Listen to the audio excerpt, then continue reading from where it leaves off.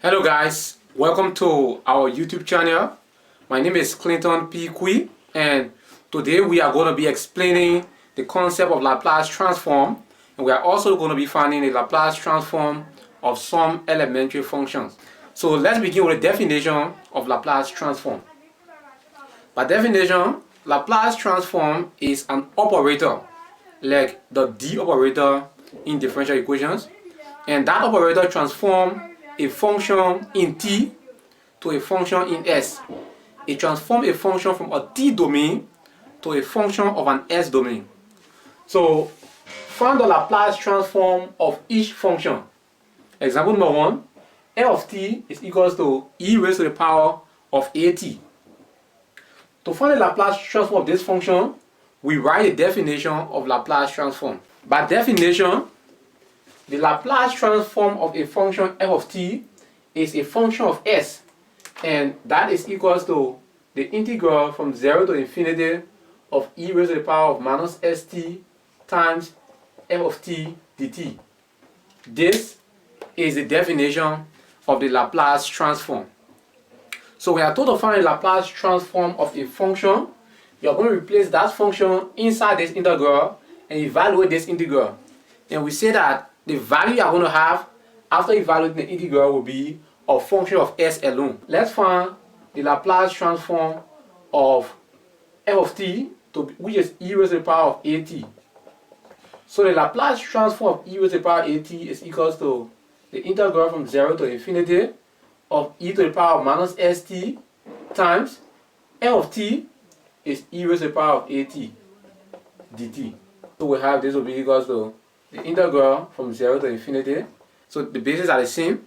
The rule says you take one of the base and then you add the powers.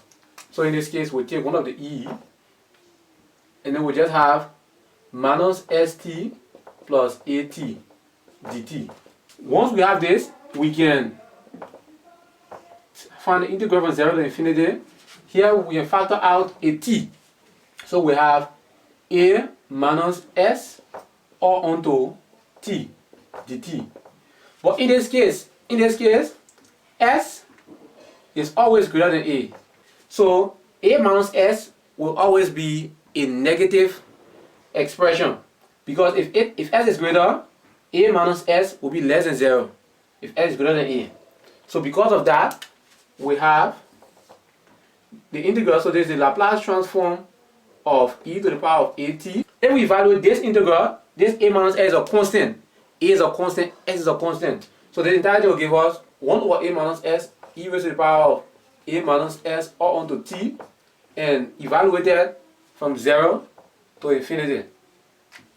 So the integral of e raised to the power at is 1 over a, remember? So here a minus s is a constant in this particular problem. So that's what we have. The Laplace transform of e raised to the power of at, if we evaluate the integral from 0 to infinity, e raised to the power of a minus s.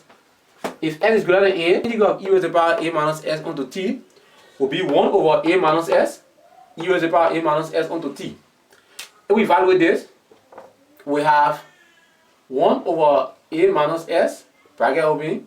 Remember, we have dt. So t is an independent variable here.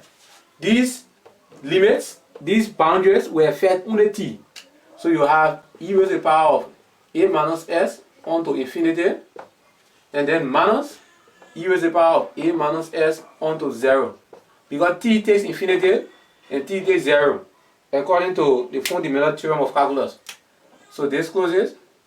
You have 1 over a minus s onto, if s is greater than a minus s will be negative. So you have e raised to the power of negative infinity minus 0 times a minus s is 0. E raised to the power of 0 is 1. So this will be 1 over a minus s onto e to the power of negative infinity is 0 minus 1. So you have 0 minus 1 is negative 1. Negative 1 times this will be minus 1 over a minus s. But we can factor out a negative from the denominator here. A minus s, this will be negative, parenthesis will be s minus a. So what I mean is that this negative times this negative is positive. Therefore, the Laplace transform of e to the power of at is equals to 1 over s minus a. This, ladies and gentlemen, is a Laplace transform of e raised to the power of at.